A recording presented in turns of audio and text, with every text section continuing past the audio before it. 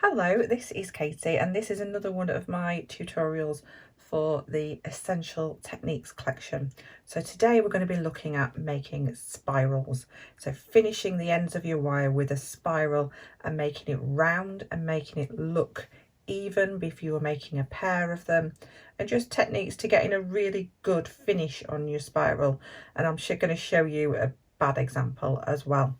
So I've made these into earrings, which is really simple, and that's also using that wrapped loop technique, which I covered a couple of days ago. So that video is available, how to create a wrapped loop, which is a really secure fastening connection to in any piece of jewellery. So we're going to just take a quick look at a bad example of a spiral just to start with. So this is a bad example because the centre isn't round. We've ended up, if you look at it, it's more of an oval than a circle. If you actually look at it, it's not perfect. And what we want is that centre to be really great at the beginning of a spiral, and that will give us a really good finish. So if we look at it in comparison, then you can definitely see there's a big difference there into the way that that spiral is formed. So what are we going to need to make basic spirals? So we're going to need some round nose pliers. So I've just got a standard pair, nothing special about them, just a really standard pair of round nose pliers. I've got a standard pair of chain nose pliers, nothing special about them, they're not the really narrow ones or anything, just really standard basic toolkit stuff. And some flush cutters. So these are flush cutters, you can use side cutters. Just a little point out, I always point it out, but just in case nobody's seen before, flush cutters, when you look at flush cutters, can you see there right in the centre there is a groove in there? And then if we flip them over, I've got them closed, but if we flip them over, this side is flat. So when we cut our work and I say you need to flush cut it, that means cutting it with the flush side closest to the part that you're keeping. So if I just cut the end of this wire, so the flush side was this side here, and this is the grooved side. So if I just take a look at that, if we just bring that up to the camera, can you see that on this side we've got a point where that groove was, and on this side it's nice and flat. So it's the flat side we want to keep, the flush side. So that's just a little tip, just in case you've not seen that before. Always keep the side, so keep this the flat side, the flush side, closest to your work, and you'll end up with a nicer finish. Right, so we're going to take a look at how we begin our spiral. So the spiral that I'm going to make are these ones that I've used in the earrings. So they're quite a big spiral. You don't have to make yours as big, but what I'm going to show you is how to make them even and how to count the kind of rings around your spiral as well. So what we want to do is start with a really good centre. So I've got, for this demonstration, by the way, you can use any wire you like. It doesn't have to be this wire. This is just for demonstration.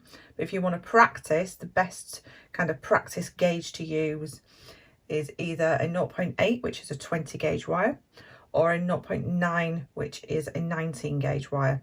So I'm using 0.9. It's just a nice firm wire to get some practice in on.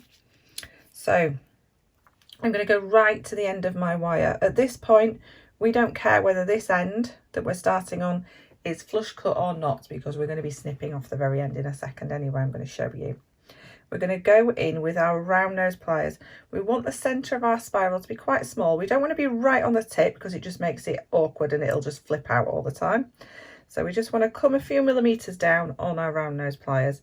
And what we want is, if you run your finger on this side, we don't want to feel it.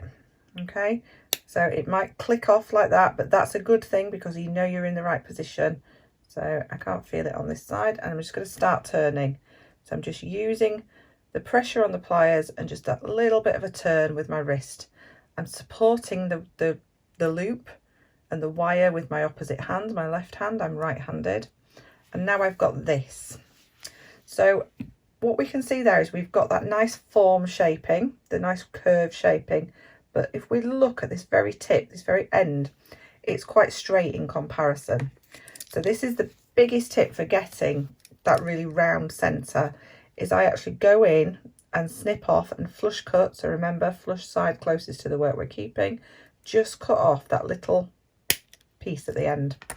Now, when I put my pliers back in, I'm already starting on a round. It's already shaped around those pliers.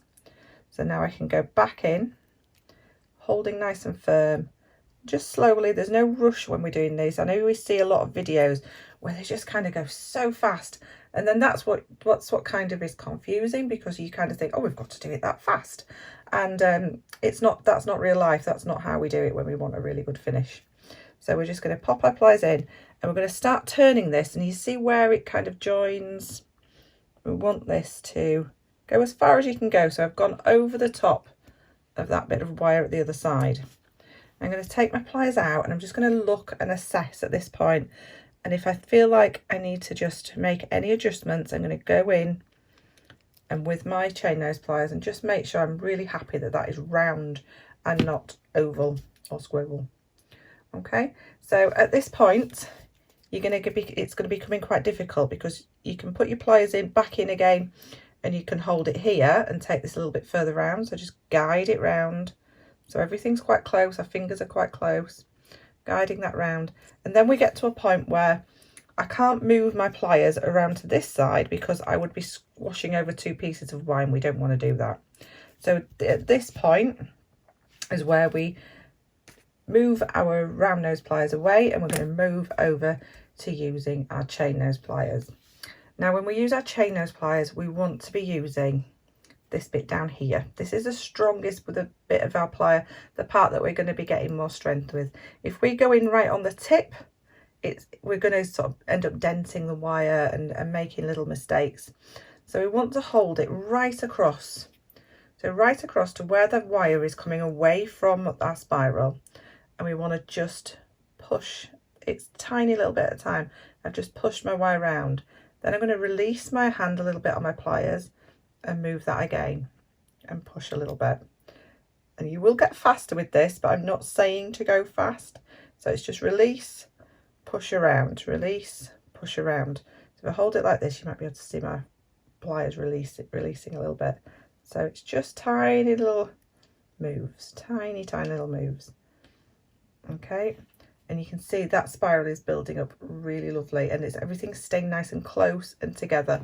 And I'm looking and assessing all the time, making sure I'm happy with how it's going. If you do make a little mistake, if things don't go right, fix it at the time. Don't think, oh, I'll just keep going and then try and fix it afterwards. You won't be able to. So that's our little spiral coming together. Now, again, just popping your pliers in, release, push around. So I'm not actually kind of holding it here and trying to make it come all the way around, because you will make a mess of it, I promise you.